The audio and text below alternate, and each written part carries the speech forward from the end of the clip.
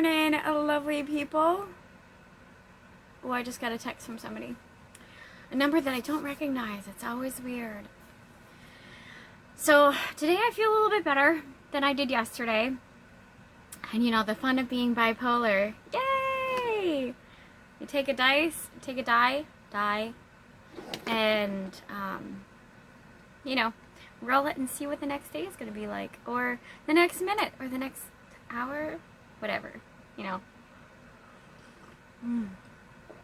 Today I'm drinking English tea, aka the brand that I like the best is Thai Fu, and I think that's because it has good memories for me. I've dated two guys from England over my very limited dating history.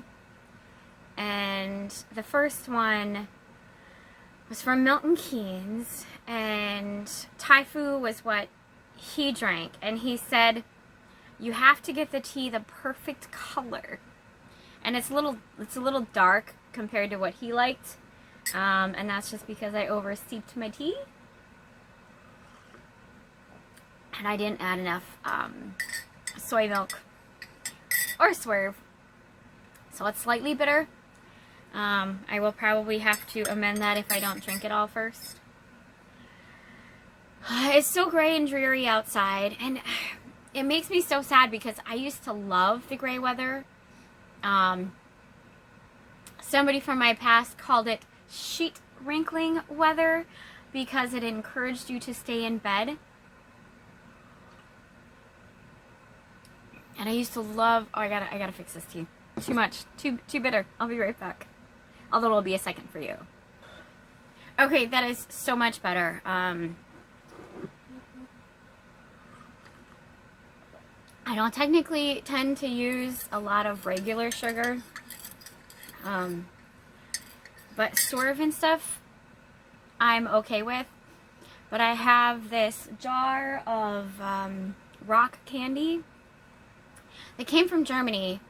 One of the places that my mom worked in the past was lots of German companies for whatever reason. There seem to be a lot of German-based companies that have U.S. headquarters in Minnesota. And one of her German co-workers brought her this huge container of German rock candy. So it's like rock candy in the U.S. is usually made with just plain white bleached sugar, but this rock candy is actually made with brown sugar, which means it should still be vegan, because what I understand is when they filter the sugar through bone char to make it white sugar. I don't know if that's right, but that's what somebody had said on a YouTube channel, I don't know, probably like 10 years ago. I'm showing my age, woo-woo! But I put it just a couple of the rock candy in here. I do like the darker ones because they have, they're not just sweet, they have kind of this caramelly flavor. I'm like loaded down this morning. Here's my smoothie and a bottle of water.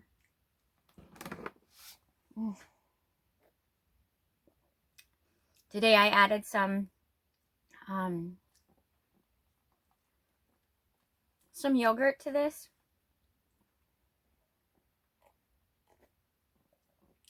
So with the spinach, the yogurt, and the protein powder, and the chia seeds, it probably has close to 30 grams of protein, if not a little more, which is pretty good.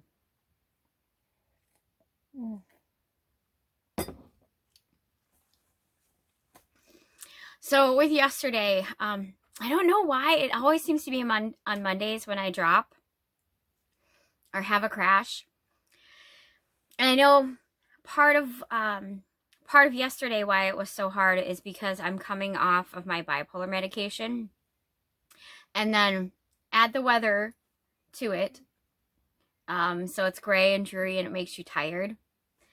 And I think a lot of it has to do with the fact that on the weekends, my mom is here with me, so I'm not 100% completely alone all the time because I have dogs with me all the time. But I think with the loss of that companionship, even though it can be contentious, and maybe stressful at times, being where I am in the middle of nowhere, without like anybody else close, can besides feeling alone, you also feel unsafe to a certain extent, especially when you're a female with complex PTSD, because sticking up for myself is very, very hard. It usually takes me a while to figure out how I can stand up to somebody. So if someone were to come to my door and try to attack me, I probably wouldn't know how to fight back. That's probably something I am going to have to fix. I did take Taekwondo for a while. I don't know, like 8 years back.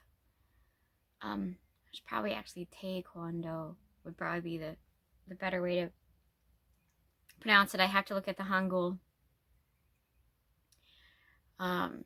So I know some moves, and I did take some self-defense classes, but I might need more. Then I might feel a little less afraid to be by myself. And it's weird because I've been by myself for so much of my adult life. I haven't really had any serious long-term successful relationships. I think my longest one was 5 years. And that was like 4 or 5 months, well, with me here and him in England, and then he came and lived here with me for about a year on and off. And then I went to England and lived with him for almost 3 years. And then I got kicked out of the country because I was there as I was technically an illegal immigrant.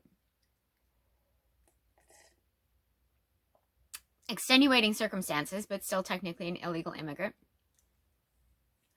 And then I came back here and we were sort of together, but every conversation that we had online at that time, everything was a fight.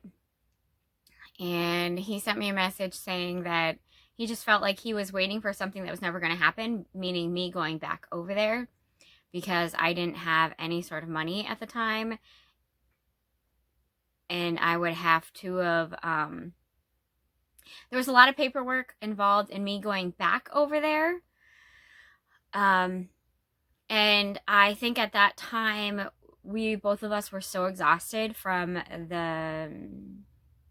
the issues that we dealt with when I was over there, that's what caused all the fight and a lot of miscommunication. And so I finally broke up with him with, like, we would have made it to like 5 years and 2 months about being together. And that was ended like roughly say 2010, and I haven't had any super serious reciprocated love interest since then.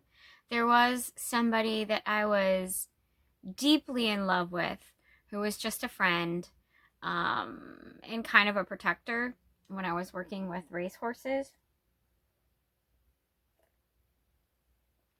But he loved me, but he wasn't in love with me. One of those kinds of things. But probably also the person with the biggest age gap. Because he was 14 years younger than me.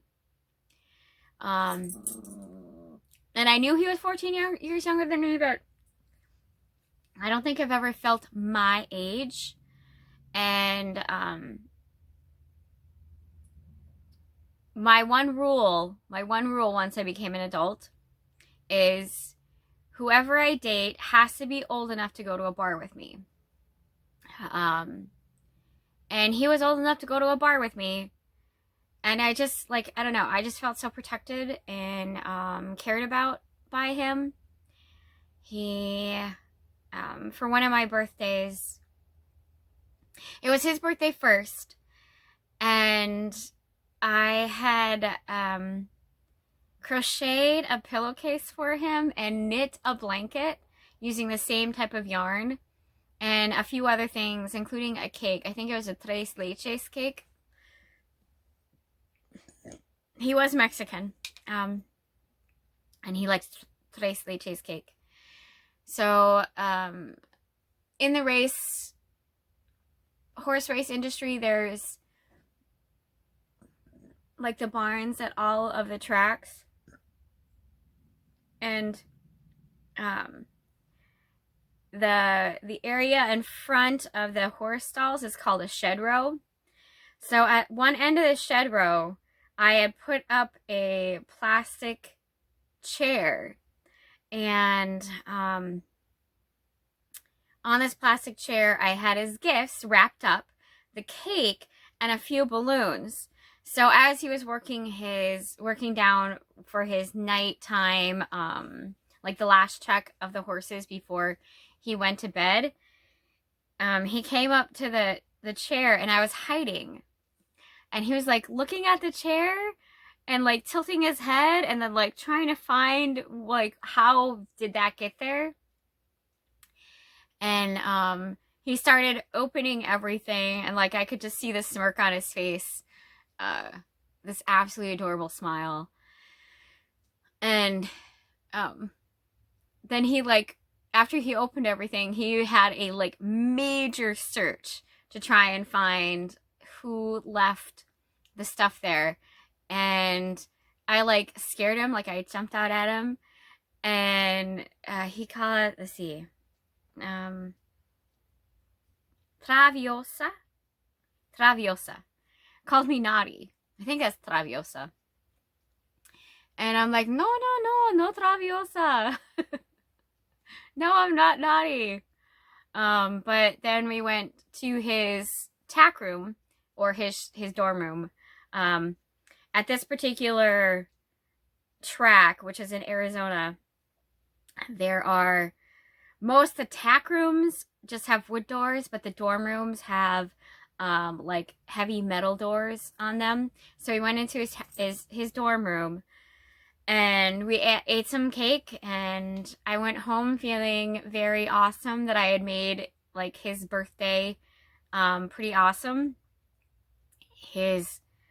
Most of the bosses that he had at that time sort of acknowledged his birthday, but really didn't. And he, like, the next day, he showed his dad, who also worked at the track, but with a different trainer. Showed him everything that I got for him, and we all had more tres leches cake. Tres leches.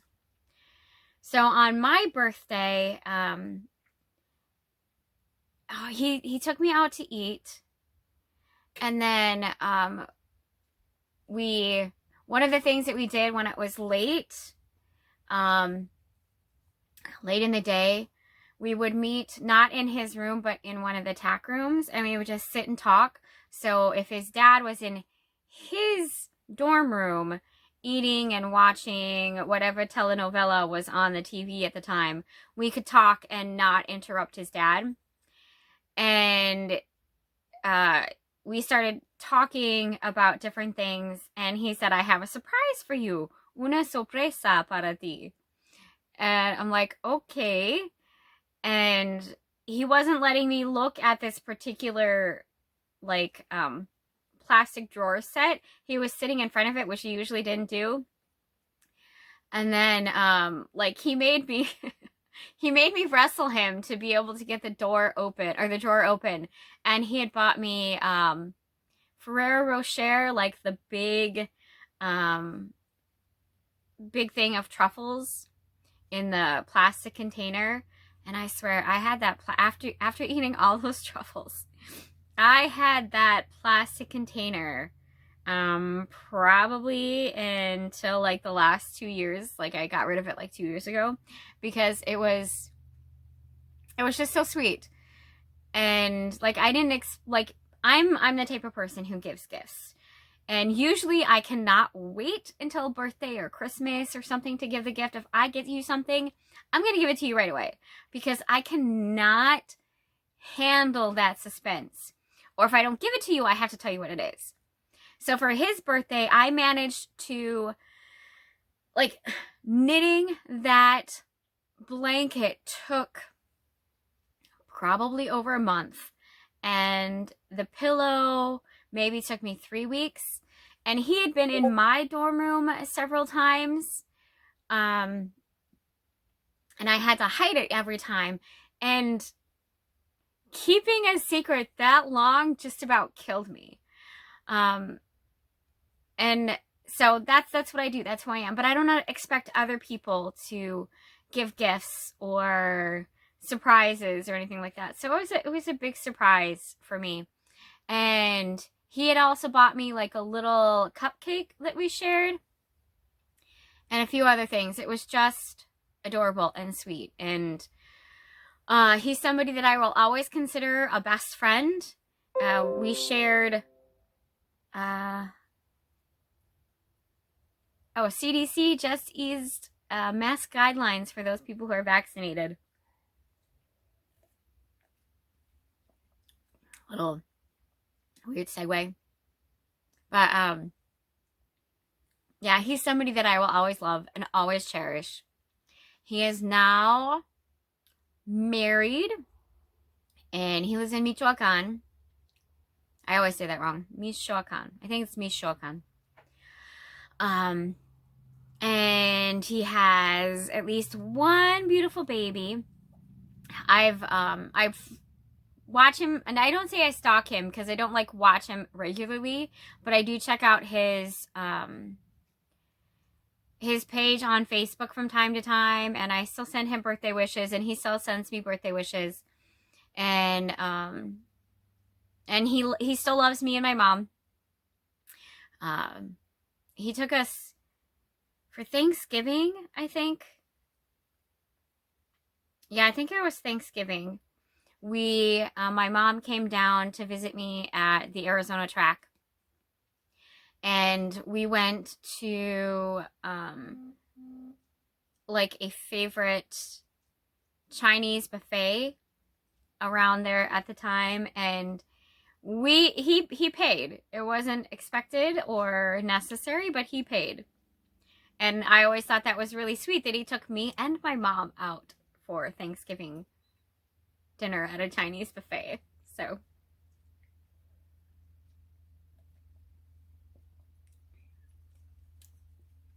and if you ever see this, Eddie,